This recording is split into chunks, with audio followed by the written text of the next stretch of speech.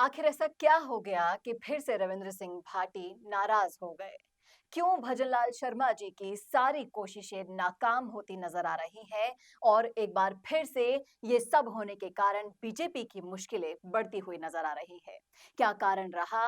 क्या रही इसके पीछे की वजह? सब कुछ आपको बताएंगे डिटेल में इस वीडियो में, इसलिए बने रहेगा आखिर तक हमारे साथ। नमस्कार, मैं हूं चेतना शर्मा और इस मुद्दे पर बातचीत करने के लिए मेरे साथ मौजूद हैं हमारे editor in chief Varun Bhansali ji. Sir, मैं आपसे ये जानना चाहूंगी कि रविंद्र सिंह भाटी बाड़मेर जैसलमेर लोकसभा क्षेत्र में काफी लोकप्रिय नेता हैं और उनकी ताकत का अंदाजा कांग्रेस और बीजेपी दोनों पार्टियों को लग रहा है। और इसी बीच जब उनको मनाने की कोशिश की गई तो फिर ऐसा क्या हुआ कि उनकी नाराजगी कम होने के बजाय और बढ़ गई है? देखिए, आपने अक्सर फ़िल्मों में सुना होगा कि हैंडपंप उखाड़ लिया जाता है या हैंडपंप के ज़रिए बहुत सारे डायलॉग्स बना देते हैं। सनी देओल की फ़िल्मों में आपने सुना होगा।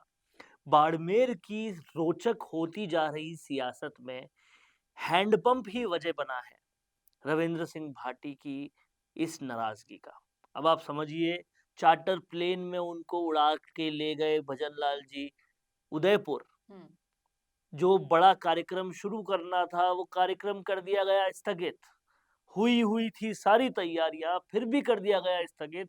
तो ये सब लोग मान गए, समझ गए कि अब शायद सुलह हो गई है और रविंद्र सिंह भाटी किसी तरह की हुंकार नहीं भर रहे और वो बीजेपी के लिए कोई कंपटीशन क्रिएट नहीं कर रहे। जी। और इस तरीके से कहीं न कहीं ये समझ में आ रहा था कि अब कैलाश चौधरी को पूरा ग्राउंड खाली मिलेगा और ये इलेक्शन जो है वो जाट बनाम जाट हो जाएगा। राजपूत जो है वो कहीं से भी बीच में नहीं आएँगे। हम्म। लेकिन कहीं न कहीं हैंडपंप ने सारी गणित बिगाड़ दी और जी। अब आप सब लोग भी सोच रहे होंगे कि ये हैंडपंप इतना बड़ा इश्यू कैसे जी, बन गया? वाकई में मैं भी यही पूछने वाली थी देखिए, कि इसके पीछे क्या किस्सा है? वर्चस्व की लड़ाई है और वर्चस्व की लड़ाई ये है कि कौन कितना काम करा सकता है और बार-बार लगातार अपनी विधानसभा क्षेत्र में शिव में रविंद्र सिंह भाटी लगातार यही कहते आए हैं कि आपका सबका काम मैं करवाऊँगा। हम्म। लेकिन बीजेपी के ही एक नेता ने कुछ ऐसा कर दिया कि मुख्यमंत्री भजनलाल शर्मा की सारी कवायदें और कोशिशों पे पानी फिर गया और ये मंत्री कोई और नहीं, पीएचडी मिनिस्टर कन्हैया लाल चौधरी थे। कन्हैया लाल चौधरी एक फरमान जारी करते हैं जो कि डेटेड होता है 14 तारीख 14 मार्च का और उसमें साफ तौर पे लिखते हैं, हालांकि कभी भी कहीं पर भी कोई हैंडपंप अलॉट होते हैं पीएचडी विभाग द्वारा तो किसी किसकी डिजायर से हुए ये नहीं लिखा जाता। हम्म।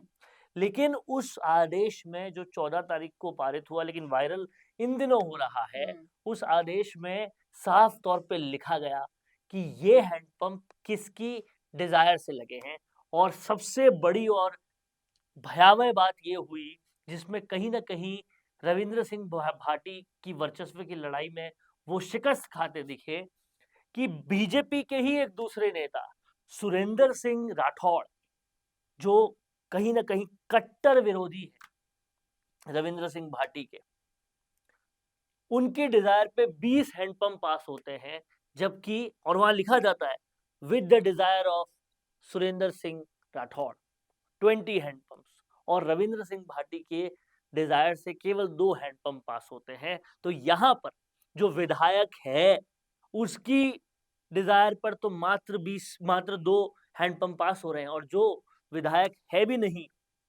उसकी डिजायर पर नाम लिखकर आदेश पारित होता है कि 20 हो जाते हैं। तो यहाँ रविंद्र सिंह भाटी की वक़्त पर बात आ गई, वो क्या काम करा सकते हैं पे बात आ साफ-साफ गई। काम करने की क्षमता पर यहाँ पर सवाल उठा सवाल दिया उठ गए गया। और यही कहीं न कहीं रविंद्र सिंह भाटी की माँग भी थी, जब वो मुख्यमंत्री से नेगोशिएट कर रहे थे कि मैं इन शर्तों पर नहीं लड़ूँगा कि मेरा काम फटाफट कराया जाए, मैं जो शिव में काम बोलूँ वो काम जल्दी से हो, लेकिन उसके तुरंत बाद कन्हैया लाल चौधरी के मंत्रालय, पीएचडी मंत्रालय से ऐसा संदेश आना, ऐसा पेपर आना और उसका वायरल हो जाना, कहीं न कहीं रविंद्र सिंह भाटी को काफ़ी चुभा है और उनके आस-पास के जितने भी सूत्र हैं, वो साफ कह रहे हैं कि अब रविंद्र भाटी बहुत ज़्यादा नाराज़ हैं और ये नाराज़गी लोकसभा में खड़े होकर वो ज़ाहिर कर सकते हैं, बीजेपी के लिए बड़ी मुश्किल बनकर वो ज़ाहिर कर सकते हैं। अब देखने वाली बात ये होगी कि इसके बाद बीजेपी मान मनौवल का कौन-सा दौर अपनाती है, क्योंकि मान मनौवल के दौरों में अभी तक वो बहुत सक्सेसफुल होते आई है। लेकिन इस किस्से से तो ये भी ज़ाहिर होता है कि कहीं न कहीं बीजेपी के खुद के नेता ही नहीं चाहते कि रविंद्र सिंह भाटी को मनाया जाए या देखिए, फिर उनसे कोई टाई अप किया जाए। आप अगर समझेंगी पूरे जैसलमेर, बाड़मेर की सियासत को, तो यहाँ जाट राजपूत बहुत ज़्यादा लड़ाई होती है, और हुँ, कन्हैया लाल चौधरी कौन है? वो जी। जाट हैं। और कहीं न कहीं ये भी एक लड़ाई का कारण है, और उन्होंने हुँ, क्या किया? उन्होंने इस आदेश के बाद 2 राजपूतों को लड़वा दिया, क्योंकि सुरेंद्र सिंह राठौड़ और रविंद्र सिंह भाटी दोनों राजपूत हैं। तो ये जो लड़ाई है वो इस एरिया में बहुत ज़बरदस्त चलती है, और ये एक बार फिर से देखने को मिली है, जिसकी वजह से कहीं न कहीं अब रविंद्र सिंह भाटी चुप नहीं बैठेंगे, क्योंकि उनके पास लोकप्रियता है, उनके पास अपना युवापन है, और कहीं न कहीं उसका वो दबदबा लगाएँगे। आस-पास के उनके सूत्र यही कहते हैं कि वो लोकसभा में फिर से टाल ठोक कर बीजेपी की चिंताएँ बढ़ा सकते हैं। बीजेपी ने अभी तक जो काम किया था, उसके ज़रिए बहुत सारे लोगों को मना लिया था। चित्तौड़ में आकिया भी मान चुके थे, और भी जगह और लोग मान चुके थे। रविंद्र सिंह भाटी भी ऑलमोस्ट मान चुके थे कि वो नहीं लड़ेंगे। कैलाश चौधरी अपना प्रचार शुरू कर चुके हैं, और पूरी तरह से ताल ठोक के प्रचार शुरू कर चुके हैं, और ऐसे में ये दुख खबरी आना बीजेपी की चिंता बढ़ा सकता है। जी बिल्कुल, अब देखना ये दिलचस्प होगा कि किस तरह से और भी भयानक रूप से नाराज़ हुए भाटी को बीजेपी मना पाती है या नहीं, या फिर भाटी अपनी इस नाराज़गी के ज़रिए बीजेपी के जीत के सारे समीकरण बिगाड़ देंगे।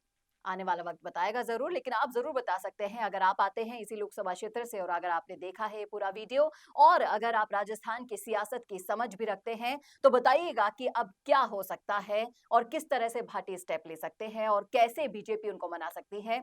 आपके नज़रिए में जो भी आप सोच रहे हैं कमेंट कीजिएगा, क्योंकि मेरी नज़र कमेंट बॉक्स पर बनी रहती है। कैसा लगा वीडियो ये ज़रूर बताइएगा, और ऐसे और वीडियोज़ के लिए देखना ना भूलिएगा राजस्थान संवाद। नमस्कार। कोरोना सोल्टेक क्वालिटी, डेडिकेशन और कस्टमर सेटिस्फेक्शन को प्रायोरिटी पर रखते हुए हर इंडस्ट्री की इलेक्ट्रिसिटी में कॉस्ट सेविंग कराने और उन्हें रिन्यूएबल एनर्जी की ताकत देने के लिए लगातार काम कर रहा है। क्योंकि कोरोना सोल्टेक में हमारा मानना है कि देश के रिसोर्सेज को सस्टेनेबल बनाने के लिए जरूरी है कि हम सबका उसमें बड़ा कंट्रीब्यूशन हो। इसीलिए सोलर प्रोजेक्ट्स की टाइमली डिलीवरी करते हुए एक पार्टनर की तरह आपकी इंडस्ट्री को हम अपडेट करते हैं और हमेशा आपकी सर्विस के लिए तत्पर रहते हुए सोलर एनर्जी का पूरा पोटेंशियल आपको मिले, इसी दिशा में काम करते हैं।